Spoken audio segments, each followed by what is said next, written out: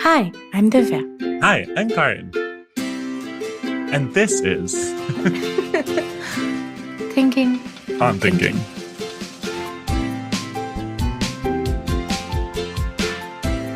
Hello, and welcome to this episode of Thinking on Thinking. This week, Divya and I have a discussion about the podcast. Divya had been sensing in some ways my growing ambivalence with the podcast, and we thought to have a conversation about it. What is it that we get from the podcast? What do you get from any project as time goes on and your intentions change and the value you get changes? And where does that search for finding value and finding a return on the time you're putting in lead you? It was a really fascinating conversation, and we can't wait for you to listen to it. Oh, remember we actually started recording? We started recording 2 years ago in May. Yeah, I think so, right? We only started publishing in July, Yeah. but I think, yeah. Huh. It's been 2 years. Wow, congratulations. Very topical as well, because if we are, thinking about, how interested do we feel about the podcast? Well, I wouldn't say interested. I think that's a different thing. I think what I was thinking about is how the value that you get from something changes over time. So I think we actually have an early podcast episode, maybe in the first season, where we talk about why we're doing this podcast. And one of the things we talk about, or at least I remember talking about, is how I feel like, hearing yourself and learning to articulate in the way that, I don't know, you do on a podcast, because you only have your audio to kind of convey your message. You can't use your hands or your face or your other emotions. So I don't know, it was very interesting to me, but I feel like as time has gone on, that has become a skill that I'm more comfortable in saying at least I'm adept at, if not closer to mastery than I ever was before. In communicating how you're feeling and what you're thinking. Yeah, relatively succinctly. And also just being more cognizant of how I'm communicating, right? I don't think I just use as many filler words as a very basic example, Well, there was one right there. But yeah, I think, right, there's a whole way that as you grow with a project that the value you would get from it would change. So I feel like maybe that's just where I am, where I'm trying to understand now, what is the value that I think about as we go into our third year of this podcast? What are we doing it for? What am I doing it for? What are you doing it for? I have certain affinity with mediums in some ways.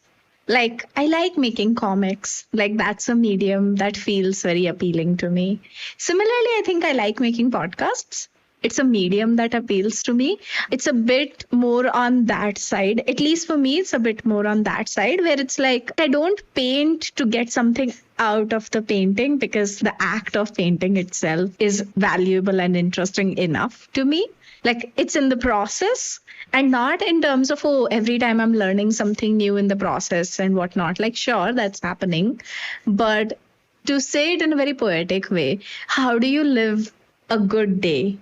By filling it with things that feel valuable.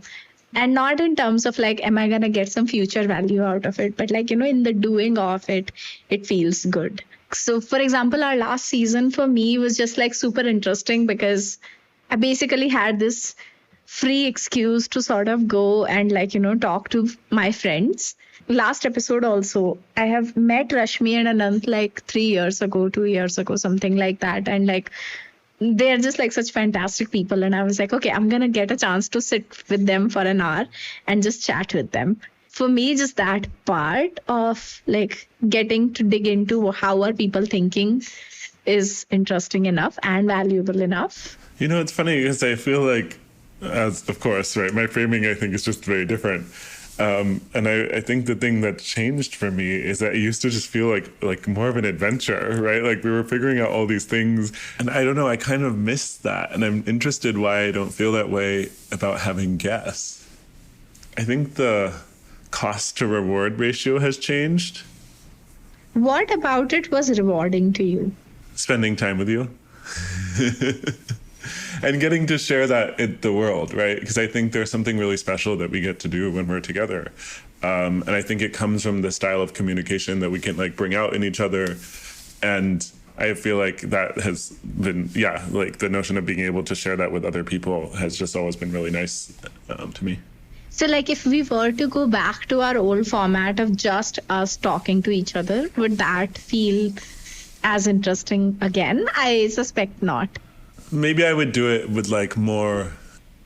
It's funny because my thought was, well, then we could have guests if we got bored of that, but we could just have them together.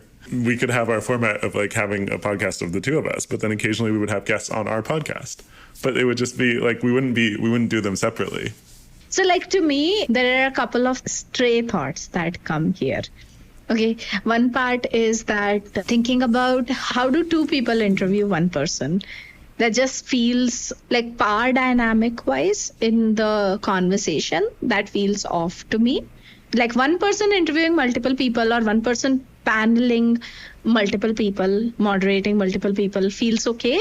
But like multiple people interviewing one person feels like, because we would already have an established dynamic. And then the person who's coming in, they would have to play our game. That actively doesn't feel interesting to me. Well, so, I mean, I feel like, to me, that feels like a problem that could be solved. Like, it would take ingenuity and it would take thinking, but like, we would think about what parts of it don't feel right to us, and then what parts of it feel okay, and what parts of it do feel right? So, as I think about the scenario you were just describing, I think trying to establish a place where that doesn't feel like that power dynamic, right? It doesn't feel like you're ganging up on someone. And instead it feels like we're maybe somehow creating more space for them to be able to share because we approach things from different facets. That would be like an interesting challenge to me, to be like, how do you help that be available to people? And I think like if there's anyone I could do it with, it would be you. Because I feel like I could do that, right? But I feel like I would need the kind of partner that I would be able to kind of achieve that with. And I guess the idea of it like being an established game, if you will, it doesn't feel that bad to me because it means that people would know what they were getting into a little bit, right? Like if we had a thing that we were kind of known for, maybe like we were a space for people to kind of share these stories that were the backstories to how they made the decisions that they did, which I feel like you kind of did last week with the Sea Rats, right? You help them see, where do they draw the privacy lines? Where do they think about what is available for people to comment on and what is private for us? And where do we lean into what makes us happy? And I think like those are all the stories you don't really get to see when you're in the public eye. Like what people see is just what you present and they don't understand what are the decisions there. So I don't know, like if maybe that was the thing that our podcast was known for, that we kind of created these spaces, that wouldn't feel terrible to me, even if it was kind of somewhat predictable. I'm struggling sort of like separating out how I feel about it from if it would be a good idea, right? Like those two might not be the same thing. Like, because I don't feel like I like it. Sometimes when you don't like something and your brain throws like 100 different reasons at you. Did it happen to you ever? Were you like ever on a podcast that you felt ganged up on? Just out of curiosity. No. Okay. Do you think you've seen it though, in like some that you've heard and you've like been like, this is a dynamic that I don't appreciate? In some ways. So there is this podcast that I listen to, two people from the Love is Blind franchise called Out of the Pods. And generally they talk to each other.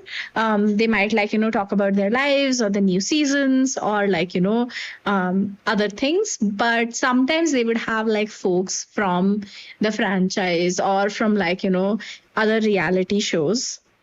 I don't know, like it doesn't really feel like it adds too much to have both of them there. To me, it feels like an interview would have been better because then suddenly they are sharing their own stories of how they reacted in that situation or how they saw it, or it's like contrast or There I will push back on you, right? Because I think there you have to think about your experiences with me.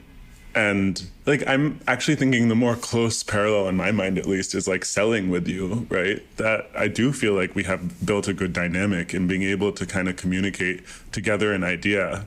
Or in some ways, when we are trying to sell, especially in our line of business, we're trying to understand first. So first, we're trying to extract information from the person. What is it that they're really looking for? What's going to make this project successful?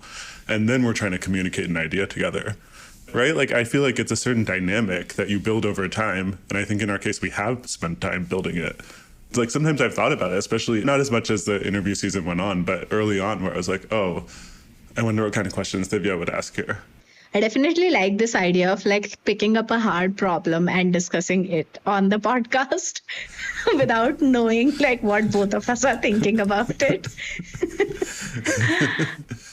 No, I don't know. Like, I also find it interesting because, like, in most cases, people don't do meta commentary on the work that they are doing as they are doing it. And, like, I've always been super interested in meta commentary. Like, right now, I'm just commenting on us discussing the podcast together, right?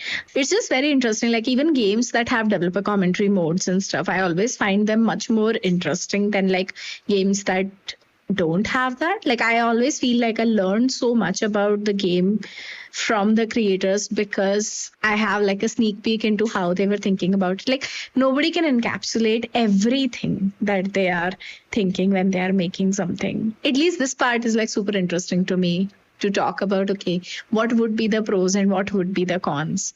I think like that was also interesting for me when I was interviewing the C-Rats. They were able to sort of talk about their process in a much more tangible way than like a lot of people would be able to with their creative work. I don't know. It's always very tempting to look at somebody's work and be like, oh my God, they just made all of this. And it just like, one day magically popped out of them. But like it doesn't, like you sort of slowly build up everything and like you slowly learn each and every tiny piece of it. And so much thinking goes into it. Like there's a reason why most podcasts end after like 20 episodes, right? Like there's some 90% or 95% podcasts that end before reaching 20 episodes because it's like hard to continue going on. Well, I was just going to comment on that part before you moved on. So I feel like if I had been with you last week, I think I might have pushed them more a little bit on how they don't feel trapped into their roles over time. Because it just occurred to me, right, that at least, I don't know, if I was into those kind of things where we'd started to carve out very distinct roles, well, what if I am still want to have this creative expression and now, if I'm an Anand, I don't get to have that place anymore because now I've said that this is your area. And it's just been something that's always I've struggled with whenever I know about couples or partners who really do these strict boundaries and say like, this is my area and I work on this and this is your area and you work on that. It's just very curious to me. So I don't know. I mean, just to give you a sense, right? Like I feel like if I had been there with you, maybe we would have had the conversation go a little bit more in that direction. But I just don't think we have the personalities that would make someone feel ganged up on, I think. Yeah, but like individual units versus system behavior both are different. Yeah, but that's like saying 1 + 1 = 2. But in this case, it's like person plus person doesn't always equal, right? Like maybe, we're very high in empathy and very low in aggression. And so together we're like a normal level of aggression person, but we're like the empathy of like 3 people, We are like Joe Rogan, but if he had much more empathy. I don't know. Like, I feel like my instinct is to say we can experiment with it and we can see like how that pans out. That's how I feel about it. Thank you. That feels very exciting. And a little bit of a relief, actually, right? And I think part of the relief parts comes from, much as I know it's not entirely my responsibility, I feel a responsibility to kind of help people tell their stories when they come onto my podcast, our podcast, right? And I feel like it's just like a burden, right? Sometimes I think about some of our episodes where I like, oh, I didn't get to help people see the person behind the person. And I think it's really exciting when we're able to do that. And I don't know. So sometimes I guess it feels nice to have someone to share that burden with versus feeling like that's something I have to carry entirely by myself. It's so interesting. I don't think that I think about all of these things when I'm making the thing. That's what I mean also, I think, by like the process is fun for me. Because I feel like, at least for me, it's a lot more in the play space than in the we are doing something serious kind of space. Sure, the publishing and the transcripts and the putting it out there and editing and like all of that or setting up, like all of that is like less play space, but like just the conversation, even when it is a serious conversation, it's quite in the play space for me. I feel I've gotten into it sometimes in our conversations, but this may be one of the first ones I feel like has entirely felt that way for the whole conversation. I think it's kind of just an evolution of myself also and my feelings about work and how for a long time I think I kind of approached work in a way where I didn't make that much space for play, except in very like small, discrete chunks when I felt it was appropriate. I don't know. I wonder if my feelings might change if I thought about it more in that space. I'm happy to also experiment with that notion. Maybe as I think about guests for this season, I think you probably mentioned in our first episode, but we're thinking about co-founders and thinking about people who have built things together because it's such a different experience than building something alone. Maybe I can think about them more from like, who would it feel playful and fun, and less who would it feel like is like a great story for people to hear. At least for me, it takes the flavor of like curiosity about me knowing it. Like, so I don't know if I showed you, but like recently I worked on these artworks with like macrame thread. Like I just stick the thread in like a sort of thing and it made some abstract thing. Sure, great content for an audio medium that you talk about a painting. But for me, the final outcome is like, sure, whatever, it's a something. The fun is in exploring the medium for myself. Like, I wonder how thread behaves with this thing in this situation is the thought in my mind. You know what I mean? I think the only thing in my life I approach that way right now is plants. I was trying to think of anything, really. Well, you really are taking the work hard, part of work hard, play hard quite seriously. Yeah. Because I don't even in my poetry or my writing, I don't really experiment with that kind of thing, right? Where I'm like, oh, I wonder what it would feel like just to like change the form in this way, just to see, right? It's more like I'm like, oh, this piece has a form that's correct for it, and we'll help it show its form. I guess I did just take a drawing class really for fun, which was kind of fun. It was very entertaining, actually. Some of my classmates were like, dude, the workshops are so tough. You should do the weekly classes because those are only once a week. So it's not like every day or like, but those will be like 2.5 months. And I'm like, oh my goodness, it's a long time. That's a lot. I'm glad we talked about it though, because I feel like this is already making me feel less ambivalent about the podcast, because I think I'm addressing kind of what was making me feel both a higher cost and feel like I wasn't getting as much of a reward. But I think you also gave me an interesting framing, which is like, maybe just think about what I'm trying to do with it. And if I can think of it as a more playful space, that also feels like a reasonable path to me. And I also feel like since I've been doing those bug logs, for context, I've been doing these daily bug logs for like 200 plus days now. I'm going to go for 500. Ever since I've been doing that, it's interesting. Like my propensity to want to make mistakes is also higher. That's too funny. Because like some days I'm just disappointed and I'm like, I have no bug to write. What is this? I need to do something different tomorrow. And it's such a weird thing, but like it sort of has seeped into every part of my life. Like things feel lower cost now. I was recently talking about this with my therapist as well. Like I had told her that maybe we should discuss my relationship with success. And she was like, I don't think so. But like, okay, we can like, talk about it. The next time I went, I was like, I don't think I have a problem with success. I think I have a problem with disappointment. And she was like, great. I am really glad that you arrived at that yourself. And it was really interesting because it's not even failure, right? Like it is disappointment. And like as a perpetual optimist, how are you going to live with the absence of hope? Like that feels so scary. Do you characterize yourself as a perpetual optimist? Yeah. I didn't think I knew that. Oh. Like I think I have like a nihilistic optimism view of the world. Like nothing matters. And so, oh my God, nothing matters. I could actually do whatever I want. I guess I'm obviously an optimist. I just had never really thought to characterize myself that way. It's interesting. What? What did you think? You were a realist or a pessimist? Like, I hope you didn't think you were a pessimist. No, I mean, obviously not. I guess I feel like I would have thought of myself more as a realist with some optimistic flavors, but... Sure. No, but I feel like this is very different from like, what we were talking about. But like, I don't think realism sort of gives you as many divergent thoughts as optimism does. Like to go in uncharted territory, you need to be an optimist. And I think like if you are creative, then by nature, you have to be an optimist. Like as in if you not creative as a job, but creative as a value of how you live your life, like then you have like optimism just has to come with it, because like why would you find new things unless you were thinking that, oh, new thing could be exciting, interesting, curious, worth discovering, worth exploring. I wonder if pessimists are more likely to feel stuck in life, like if those kinds of mentalities go hand in hand, or like life is happening to them. Maybe correlated. I don't know if they go exactly hand in hand. Optimism is more correlated with higher sense of autonomy. I mean, like, that's why you would also, at least like I have seen it amongst my friends, that like some of the very high autonomy friends who are naturally more angled towards being depressed, it's very interesting because they're always in like this constant inner mental battle, because a part of them wants to be really optimistic about the world and they want to invest in it. But like also their like, neurochemistry is just like, but how about you don't? And like it's such a struggle to be in that situation. I'm sure you can also think of many people like that. Yeah.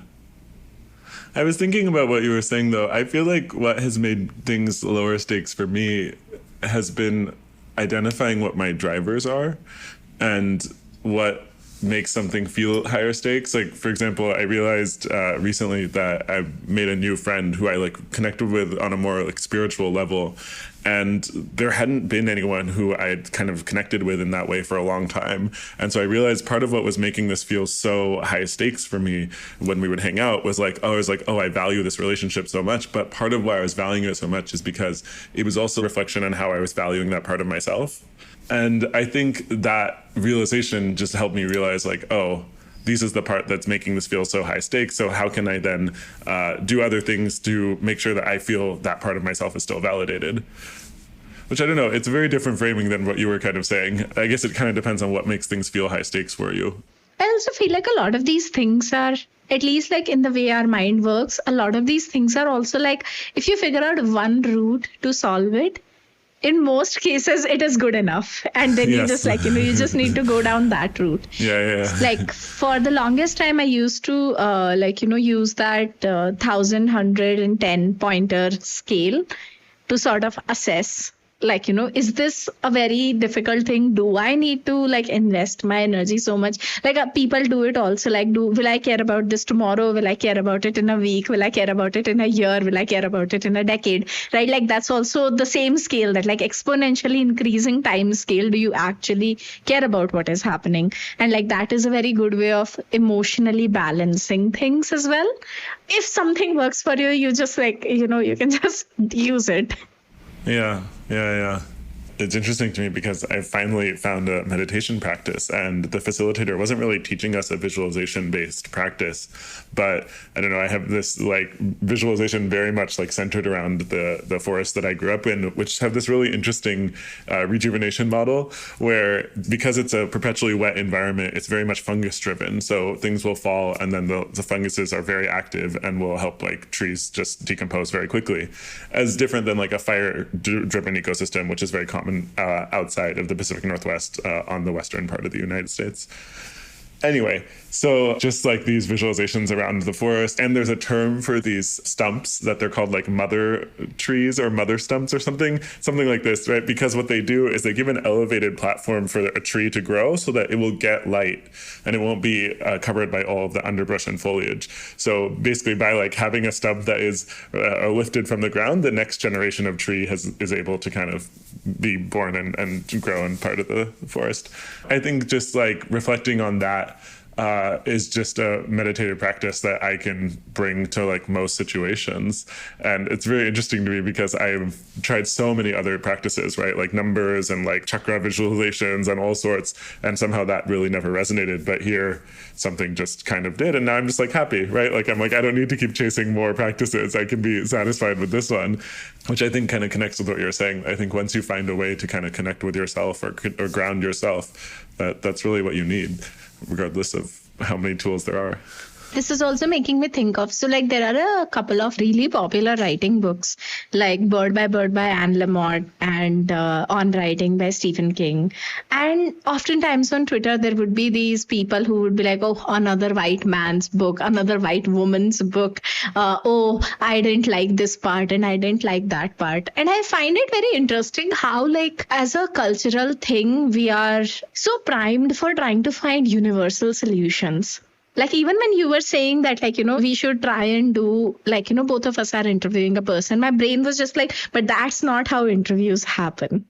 Like interview is one person interviewing multiple people at best, right? Like one person is the format, but like, and it's just interesting, right? Because most of the times, like what we do is not what would be considered a format, because we just pick up and we talk. Right? Like people would have like some structure. They would be like, okay, these are the questions that we do. And then we do this, and then we do this, and then we do this. Maybe that will help us increase our listeners or something like that.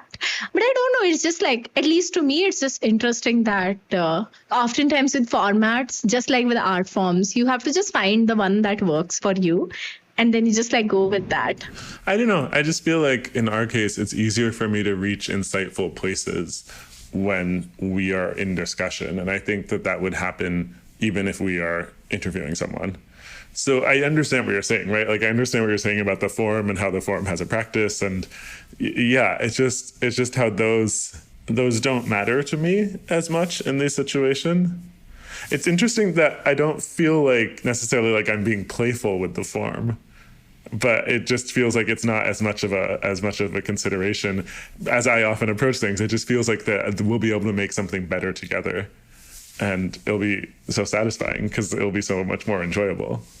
Yeah, and I wasn't saying that like there has to be like this particular format. It's just interesting that like, your brain tends to, at least like my brain tends to like, do that. Like, oh, there is a thing. It is like, you're doing it. And it's also that like I am not particularly finding any issues with the current format. Mm-hmm. So it's a lot easier for me to like, think that, why change what works?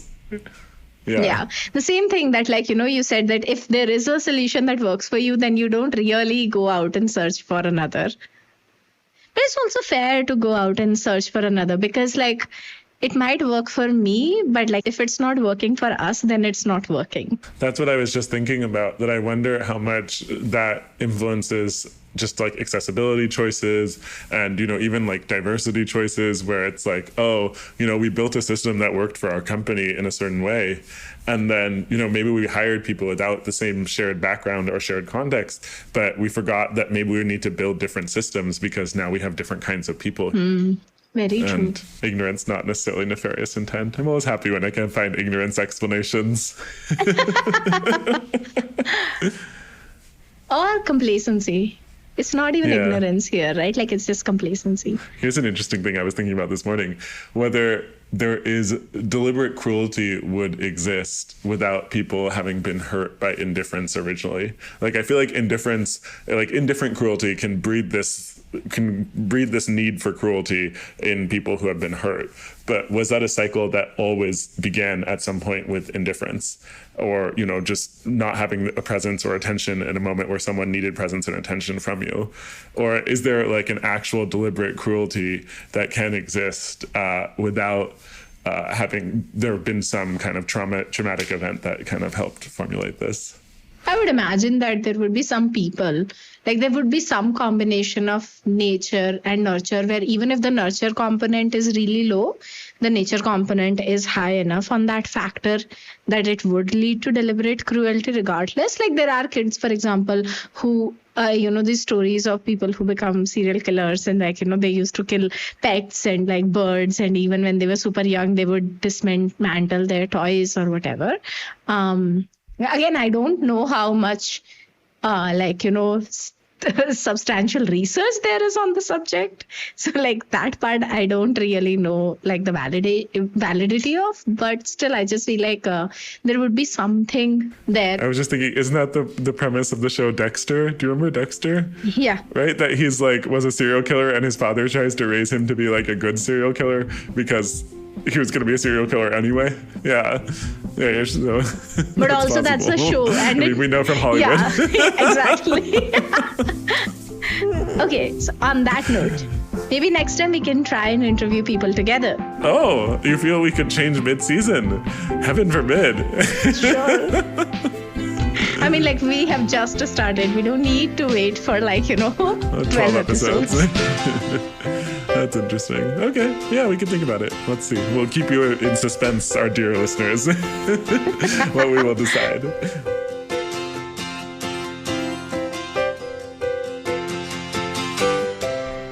Theme music is by Akshay Ramuhalli of BTRPT Music. Editing is by Beatnik.